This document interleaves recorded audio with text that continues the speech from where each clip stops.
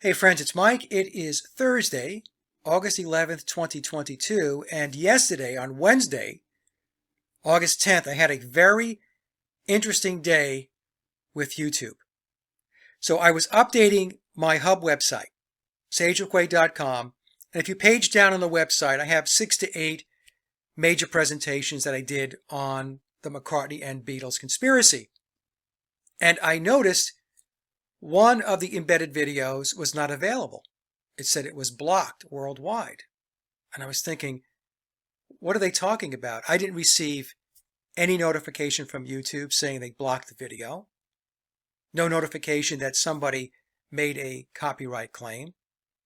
So I went into my channels and I took a look, and I found that the first 5 videos, I'll talk to those first, I'll get to the last one in a moment, were blocked.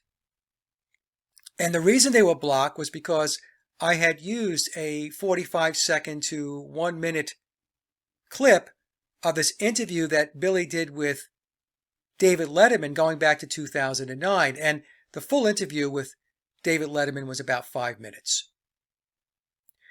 But it is a clip that is all over the place on YouTube and other video platforms, and many people, especially those who are doing Paul is dead conspiracy research, have used, because it's an interview where David Letterman asks Billy about the Paul is dead conspiracy.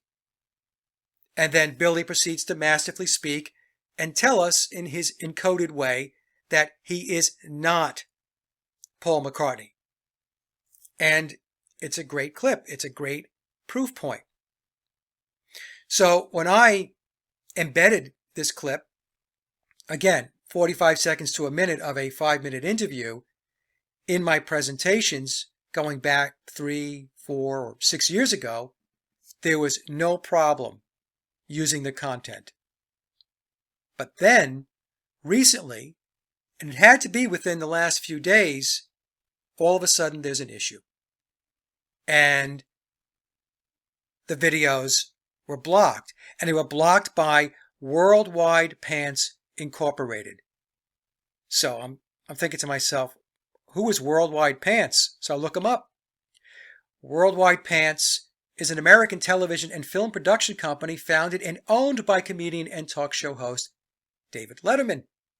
So Letterman's organization went in and blocked the videos based upon the use of this clip. And again, a 45-second to 1-minute runtime of this clip. I didn't even use the entire interview.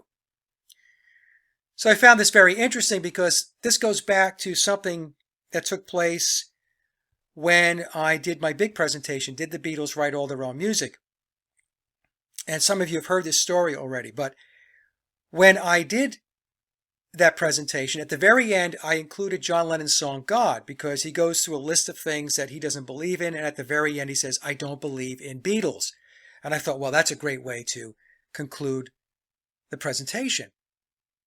And when I included the song God in my big presentation, at the time when I uploaded it, there were no issues using the song.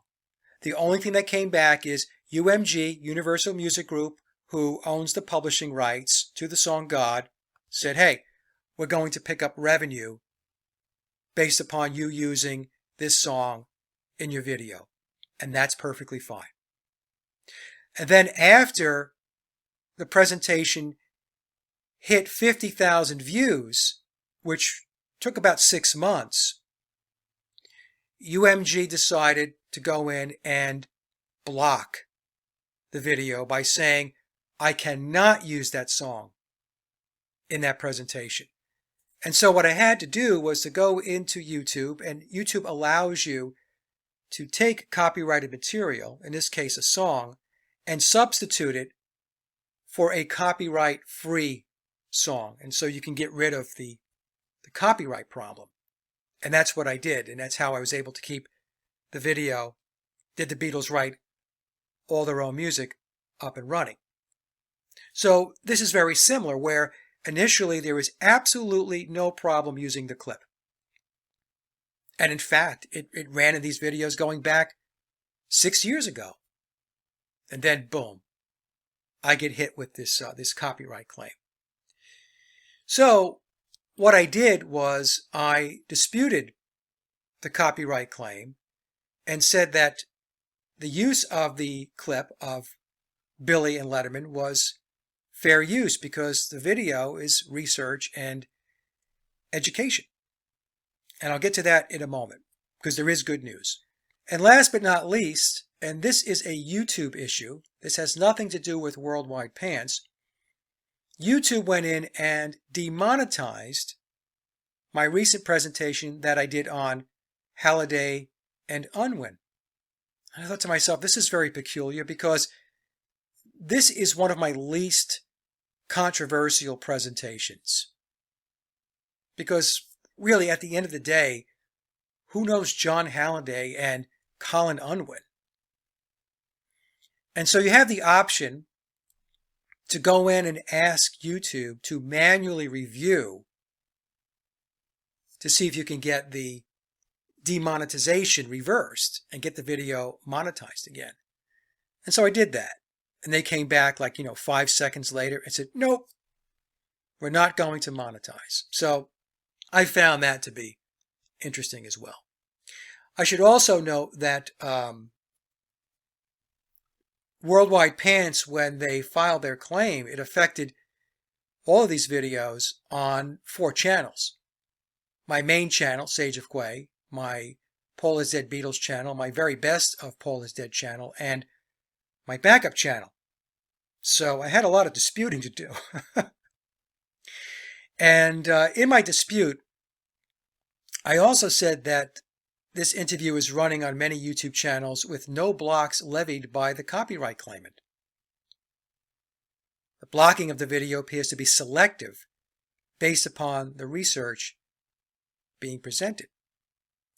And so let me just show you the next chart because I have the knuckleheads that say, I don't believe what you're telling us. I think you're making this up. It's unbelievable. It really is. So here you see at the bottom, I disputed the claims. And you see up here too, your dispute has been submitted. And after I did the disputes and I explained that it was fair use, educational purposes, I used a segment of the total Billy Letterman interview. I did not use the entire interview. And by the way, even the entire interview, which is about 5 minutes, is contained within an overall David Letterman show. And then I explained that that small piece of the interview that I used, which was even a smaller piece of the total Letterman show, was contained within presentations that were an hour and a half to 4.5 hours in length. So the point that you want to try to make whenever you dispute a claim like this is that use of this material is a fraction, a very, very small percentage of the total presentation. Now, to the credit of Letterman's organization, they released their claim, and they did it quickly. So the good news is all of the videos are up and running again with no copyright claim issues. Okay, so in this case, and let me tell you folks, in my experience, this is very rare, where a claim is made, especially by a big organization like Letterman's organization, and they release the claim. So let me just say thank you to David Letterman's organization for doing the right thing. It's greatly appreciated. It also goes to prove that you need to have alternative video platforms. So all of these videos are on my other platforms like BitChute, Brighteon, Odyssey, and Rumble. Well, almost all of them. I don't think the show I did with my friends is on those platforms, but the big ones, they are. Okay, so it's good to have backup. All right, so with the next slide, let's move to slide number 3. With the recent show I did with Ofer, where Ofer took us through his analysis, where he took a look at the Beatles' first 7 albums, the 1962 through 66 period, Please Please Me Through Revolver. And he analyzed the albums against the live concert set lists. It showed that there is a big gap in the official narrative. And it's not just Ofer and I that know this. There are many people who watched the presentation and came to the exact same conclusion. In fact, the feedback that we have received from that presentation has been fantastic. And I want to thank everybody for their kind words and the comments. But with that presentation, there were a couple of comments where people were asking, hey, Mike, what about the Beatles' BBC performances? Okay, so with this slide, I'm going to walk you through what I found with regard to the BBC radio shows. And I titled the chart, So Many Still Want to Believe, and I bolded out the word lie, which is contained within the word believe. And I'm going to show you that it was all manufactured, just like everything else with the Beatles. So the first bullet comes to us from the Beatles Bible. Between March 7th, 1962 and May 20th, 1965, the Beatles as a group gave 52 known musical performances on a variety of BBC radio shows, in addition to many more interviews and unscheduled news appearances together or individually. Now, I want to focus on the number 52 because that reduces to the number 7. The number 7 is a number that represents perfection and enlightenment, and it's a number that we see all around the Beatles. Some examples would be the Beatles released 7 albums between 1962 and 1966, the Biopole period. Those 7 albums contained 77 original compositions, Lennon/McCartney songs. Aside from the albums, the Beatles released 14 singles, and 14, of course, is comprised of 7 plus 7.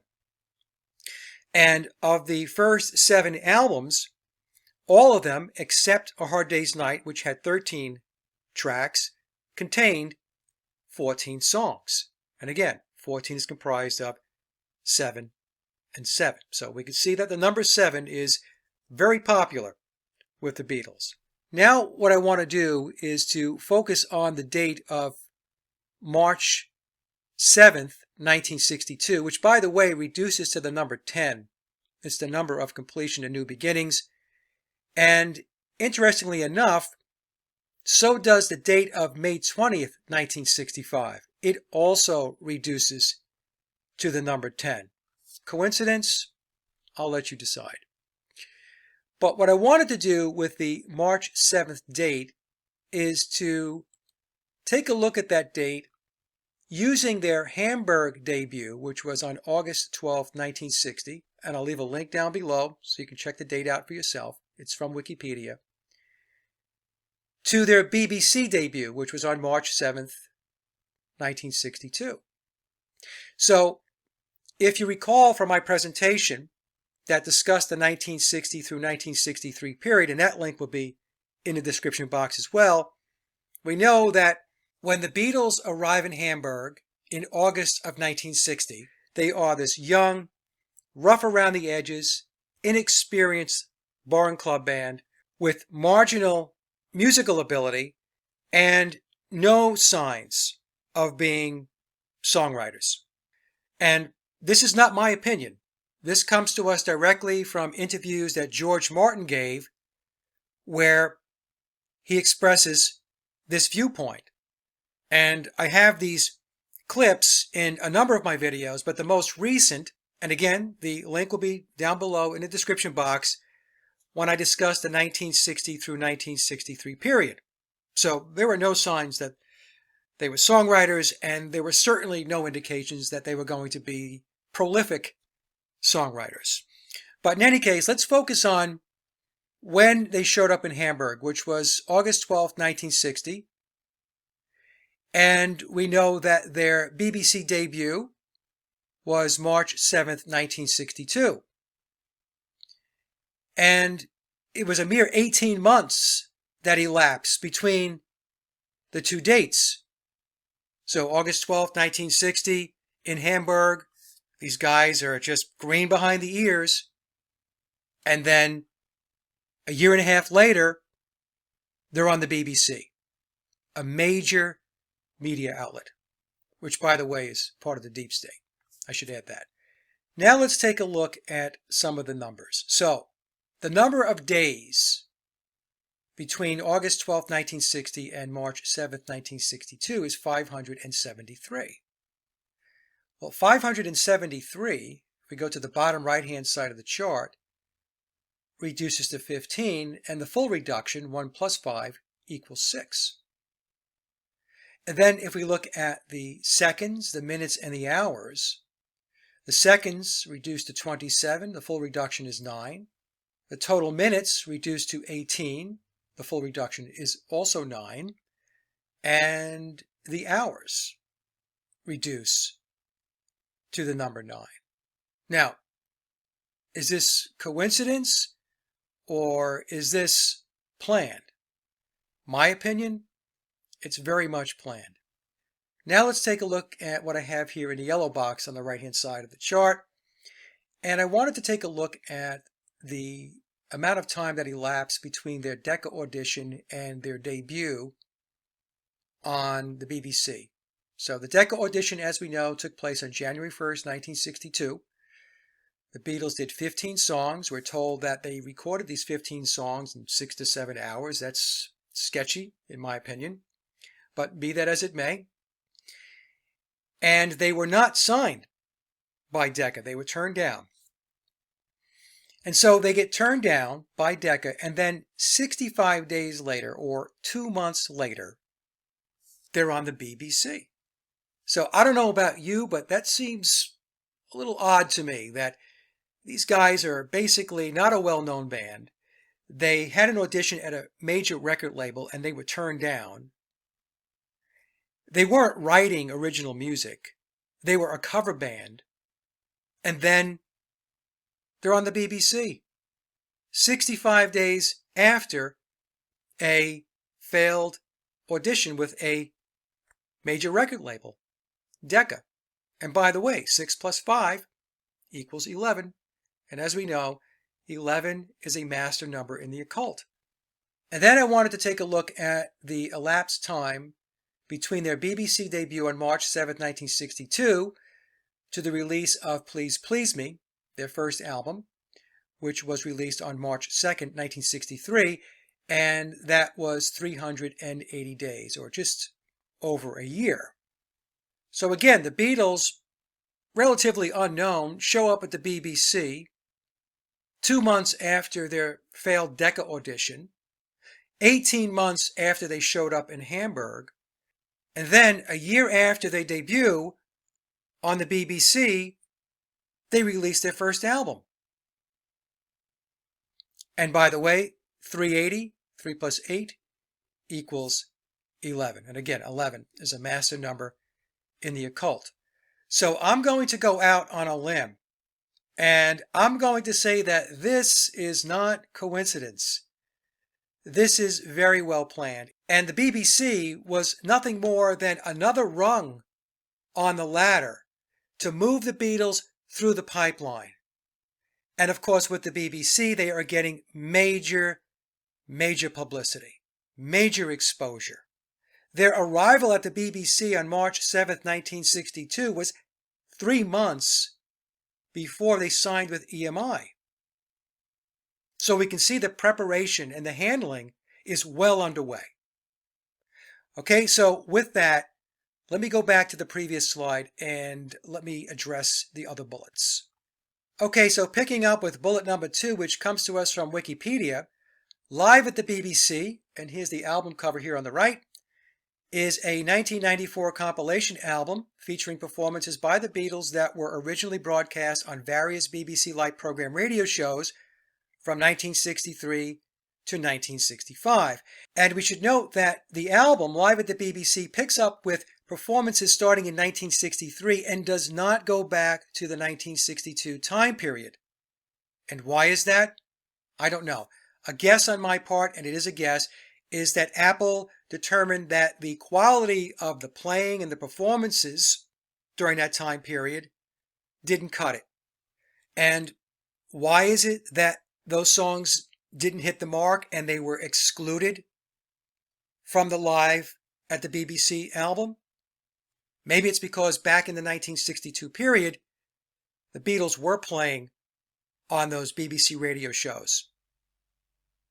And the skill level and the quality, the musicianship, was not up to speed. And of course, as I mentioned before, a record label is going to want to put their very best foot forward.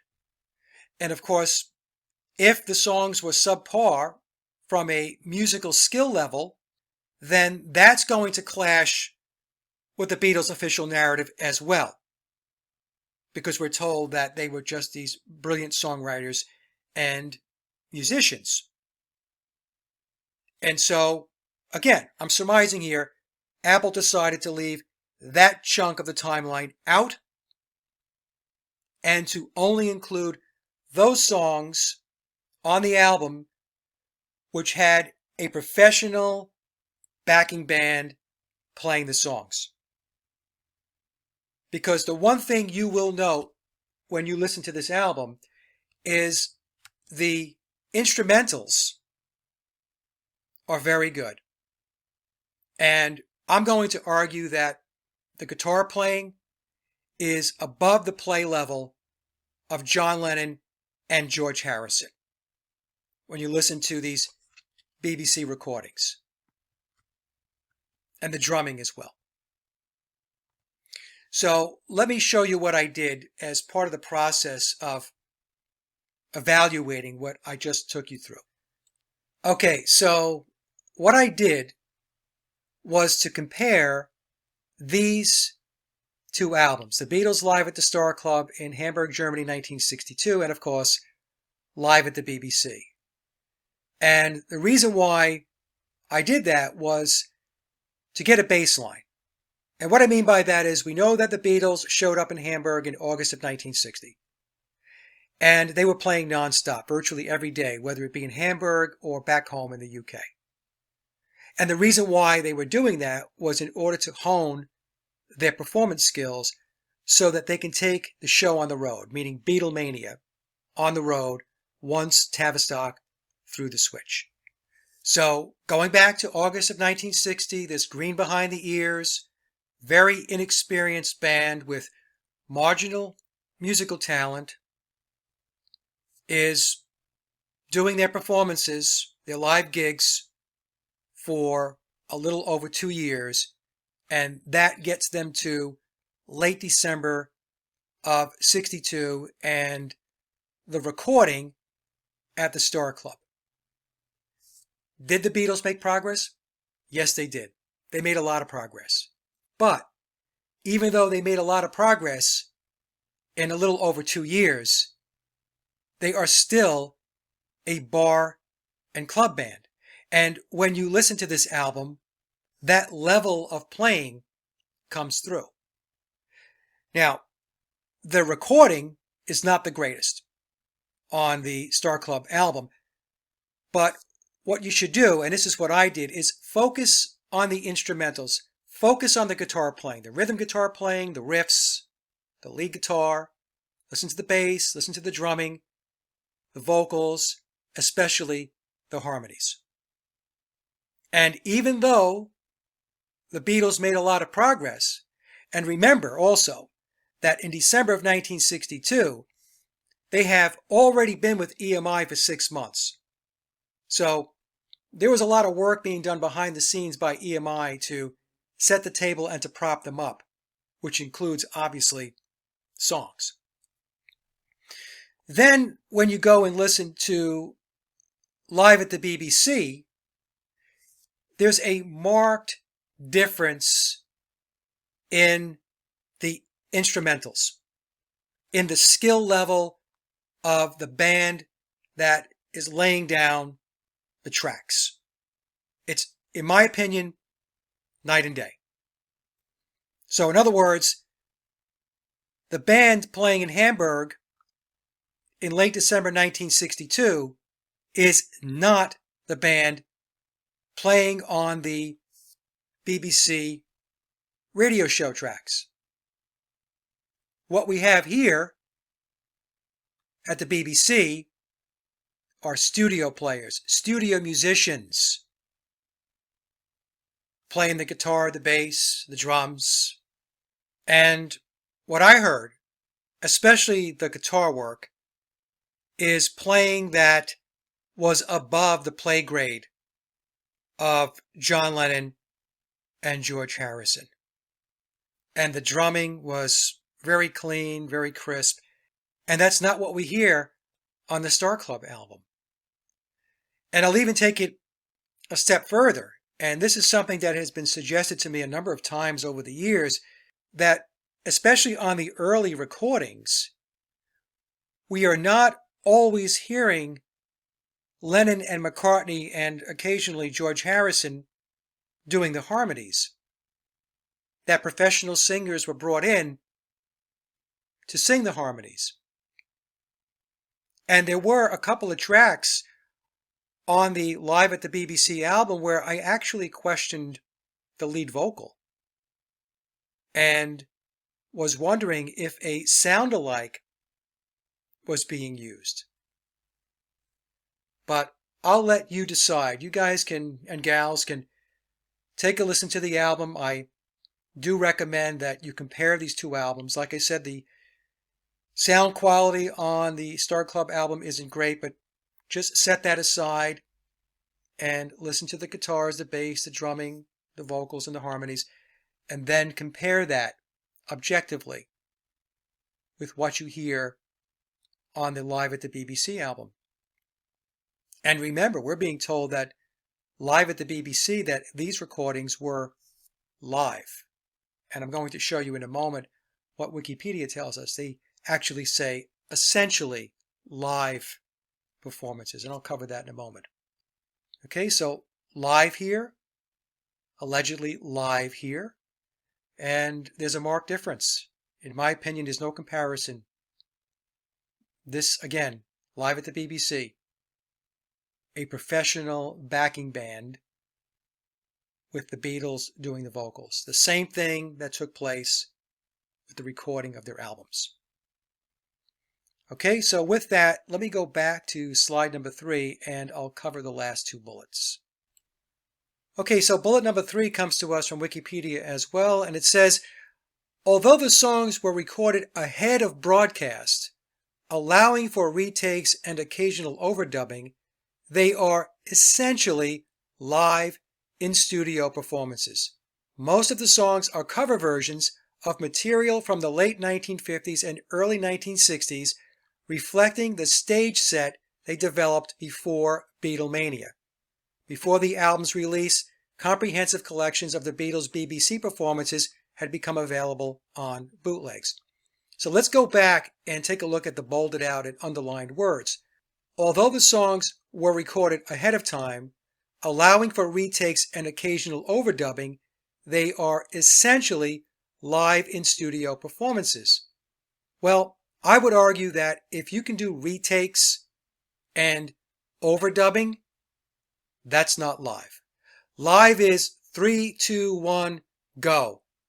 And you play, and you capture that playing at that moment. And that's not what's taking place here.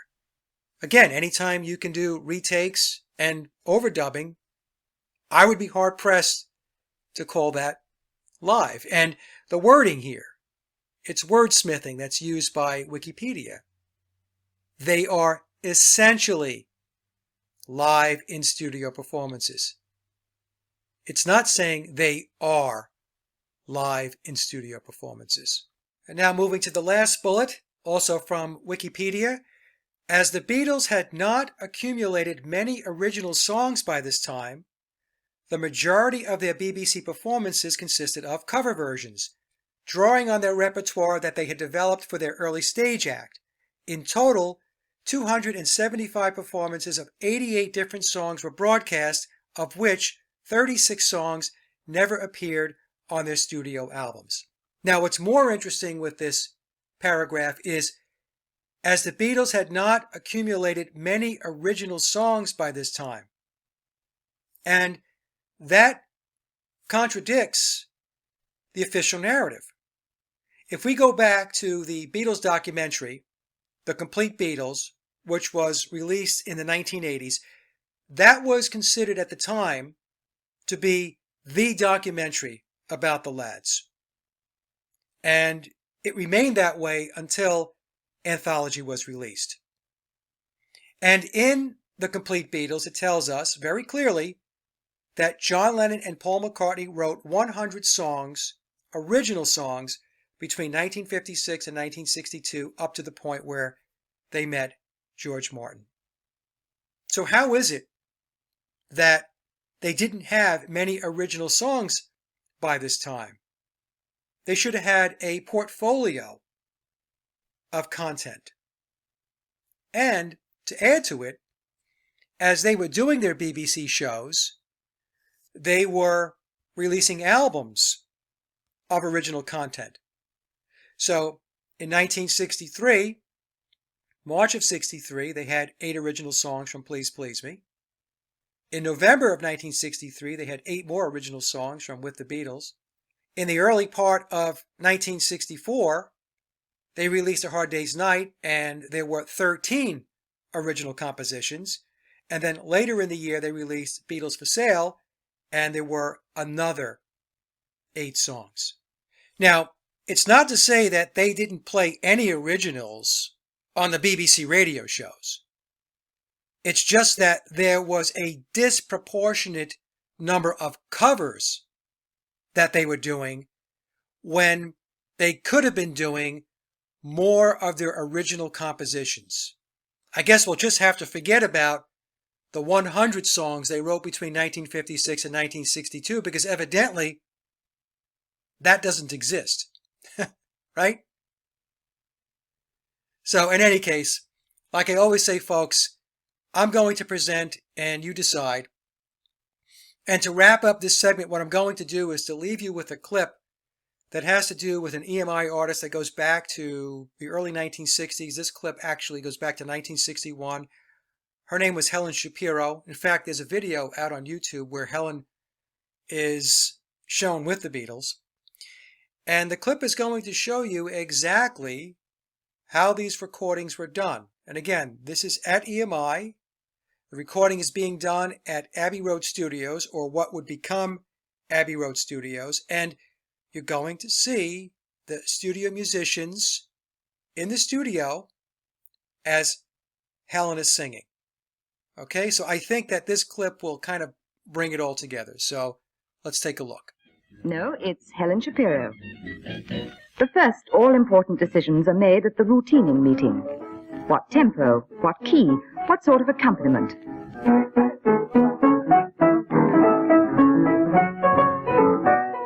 When manager, composer and artist are agreed, they go to the studio. And here, joined by the sound engineer, they talk things over once more. The hit parade, they know, is an elusive target. 10 microphones are being used for this recording, and the engineer can produce 1,000 variations of balance between them. All ready to try one? Let's go.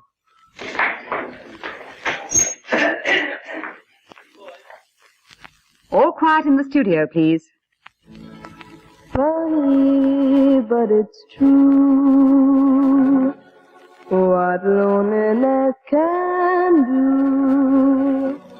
Since I've been away, I have loved you more each day, walking back to happiness. Oh, yeah. Said goodbye to loneliness. Oh, yeah. I never knew I missed you. Now I know what I must do. Walking back to happiness I shared with you. I'm making up for things I said. Oh, yeah. 2.5 2.5 hours to record 2.5 minutes. Their part of the job is over. All they leave behind them is a few hundred feet of tape. Now the technicians take over. The transfer engineer first regulates the sound to suit the average record player, and then, using a sapphire cutter, transfers it onto an aluminium-coated disc, which becomes the master. Funny, but it's true. What loneliness can... The rest of the process takes place at the factory.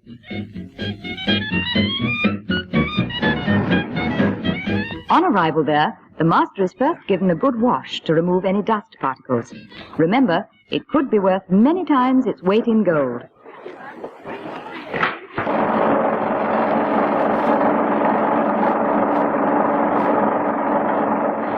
It's then sprayed with a silver solution that will make its surface conductive.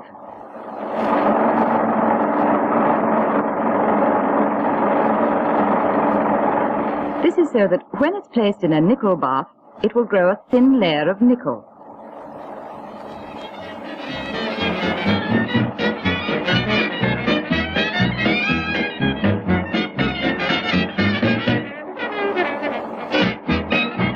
Not long ago they left it at that, but today they also grow a layer of copper to strengthen the disc.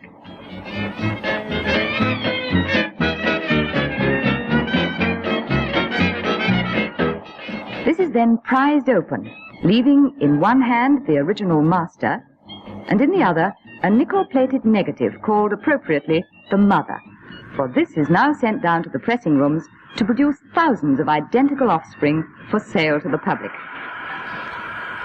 In here they're pressing show music, symphonies, jazz, records in steady demand. But if a pop song hits, the demand comes big and fast, and sometimes 40 pressers are switched to one record to produce 30,000 a day.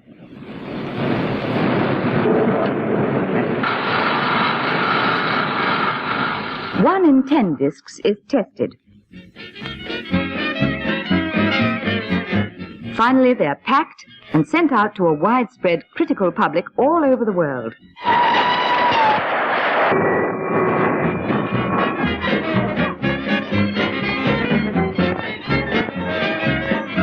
Demand is stimulated in many different ways. The biggest boost comes from radio broadcasts. It's always a pleasure to introduce a new side by that fantastic young artist, Helen Shapiro. On Family Favorites, I play only what listeners ask me to play. In the pop world, it's the record buyers, mostly teenagers, who finally decide whether a record is a hit or a miss, and whether it sells just a few thousand or a round million. Every pop has a brief life. Whether or not it's also a glorious life depends on whether it catches the public fancy. And that is always a gamble.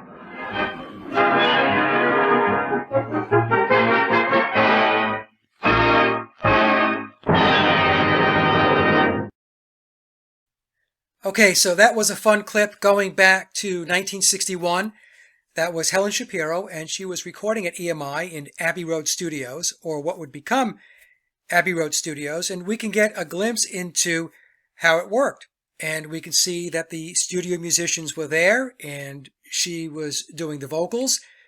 The mini documentary told us that it took 2.5 hours to record a 2.5-minute song. And the reason why it took 2.5 hours, because there were probably several takes and some things that they wanted to do differently, or she had to redo the vocal because maybe she slipped up or made a mistake. That's just how it works. So it either worked that way with the BBC recordings, where the studio musicians were in the studio with the Beatles as the Beatles sang and they played, or the Beatles were singing to a pre-recorded backing track. In other words, the studio musicians came in, they recorded the instrumental tracks, and then the Beatles came into the studio and they sang to the playback. Okay, so if you ask me, that is how it worked for the BBC sessions. Okay, so with that, let's move to slide number 4.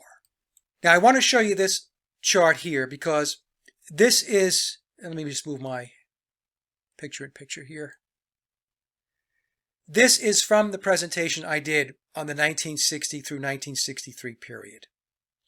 And I believe it to be a very important slide because it's showing what was going on behind the scenes while the Beatles were doing non-stop live performances within the UK and in Hamburg, Germany. And in that presentation, and I will leave the link down below, I take you through what was going on and why it is that the Beatles were not writing original music. We can see in bullet 1 here the official narrative from the documentary, the 1980s documentary, The Complete Beatles, which was considered to be the Beatles documentary until Anthology was produced. And in Beatles Complete, we're told, as I mentioned before, Lennon and McCartney allegedly wrote 100 songs between 1956 and 1962. Yet, we are told, within the official narrative, that the Beatles did not have great skills as musicians. They were average at best, and that there was no indication or proof of songwriting skills. And in that presentation, what I do is I pull from actual interviews of George Martin where he makes these statements. Okay, so the BBC sessions starting in 1963, going into 64 and 65, it plays into this. So it was all part of the manufacturing and the creation of the Beatles as a major psychological operation. And let's not forget, the BBC is part of the deep state. Okay? All right, so let me move to another slide here. Now, this is the slide that, let me move this over here. That's in my big presentation, Did the Beatles Write All Their Own Music? And it talks to how Rubber Soul really worked, how it was put together. If we take a look at the middle of the chart and the yellow box, box number 5, and the time period in which we are told that the Beatles did Rubber Soul, which was October 11th through November 11th, that's the 30-day window, they came in to record the vocals and the harmonies. And that was mixed in with the existing and completed instrumental tracks. So in boxes 1 through 4, this was all George Martin. And he was putting together the music. The music was being written and the music was being recorded by session players. And then the Beatles came in to do the vocals and harmonies. And then George Martin did the mixing and began the process of mastering the record. And this is very important because based upon my research, this is how I believe all of the Beatles' early albums, Please Please Me Through Revolver, were done. And this template, this process, did not go away during the Billy period, 1967 through 1970. It was still being used, although, as I mentioned, the Beatles, in particular John and George, were contributing more of their own songs and playing on more of the recorded tracks, but ghostwriters and studio players were still being utilized between 1967 and 1970 as well. Okay, but for the early period, this is how it was done, and a version of this is how the BBC performances were also done. So there are 3 presentations that I will include down in the description box. The first one is the presentation I did on the 1960 through 1963 period. The second one will be my big presentation, Did the Beatles Write All Their Own Music?, which this chart comes from. And the third presentation that I highly recommend everybody watch, if you have not seen it yet, is the show I did with Ofer. This is the recent interview where Ofer takes us through his analysis, where he analyzes the songs on the Beatles' first 7 albums, Please Please Me Through Revolver, and he measures that against the set lists of their live performances. Okay, so the 1960 through 1963 presentation, the big presentation, Did the Beatles Write All Their Own Music, and the recent interview with Oprah, where he analyzes the albums versus the live performances. Okay, highly recommended. Okay, so the last slide, I wanted to talk a little bit about my commenting policy. I've talked about this in the past, and my objective is to raise the bar in the comment section. I'm really looking for intelligent, civil discussion, and my channels are geared toward people who are critical thinkers, period. And if you're not a critical thinker, then this is not your place to hang out. I know that many of you have noticed that I pinned this comment to most of my videos. Thanks for watching. Please keep comments on topic and value add. Comments where it is obvious the person did not watch the video will be deleted. And by the way, it's very easy to tell when somebody has not watched the content. Comments containing arrested developed behavior, nastiness, belligerence, stupidity, trolling, etc. will also be deleted and the commenter permanently banned from the channel. And last but not least, no self-promotion and advertising. My channel and the comment section is not a billboard so that you can promote your channel. Some examples of candidates for comments that will be deleted: people who apply the official narrative to support the official narrative.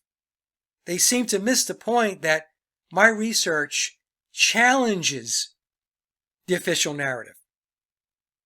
So if you're going to leave a comment and go on and on and on and on about the official narrative says this and it says that, in all likelihood, your comment is going to be deleted, because this is not what this channel is all about. Myself and the other 13,000 plus subscribers already know what the official narrative says. In fact, there was one guy who left a comment, a recent comment on my main channel, and the video was a Beatles video, and he was ranting that I had some nerve deleting his comment, and he went on to say that he spent 1 hour putting that comment together. And at first I'm thinking, I don't know what this guy's talking about, and so I was trying to jog my memory because so many comments come in, folks. So then I'm thinking, you know what? I think this is the one where, it was this long dissertation. And this person was just pulling in all kinds of official narrative, websites, and so on to be able to support his belief in the official narrative. In other words, the Beatles were these brilliant, genius, prolific songwriters for working class lads from Liverpool, connect with Brian Epstein, a record store owner, and they wind up getting a contract with EMI under the tutelage of George Martin, and then proceed to achieve unprecedented fame and fortune. So he wants to believe that story, the Cinderella story. And so he's bringing in all kinds of stuff to be able to support what it is he wants to believe. And I'm looking at that thinking, I've dealt with this over and over again. This is just nonsense. So instead of this person watching my research and challenging himself to critically think, he decides that he doesn't want to critically think, and he's just going to regurgitate the stuff that's out there so that he can feel comfortable with his belief system of who the Beatles were or are. So those types of comments are candidates to be deleted, because the channel is challenging the very content that this person wants to put forth as proof. I hope I'm making sense. Okay? And I do want to say that 99% of the comments that come through, I approve them. But there are comments that do get deleted, and there are people that get blocked. Bullet number 2 is related to bullet number 1, but I wanted to call it out because there are people that have done little to no research and still want to argue. These are the people that know nothing about fixing a car, and then when they take their car down to the shop, they want to tell the auto mechanic how to fix the car. I have no time for that. And the third bullet, the low functioning drivel that people try to put forth into the comments section.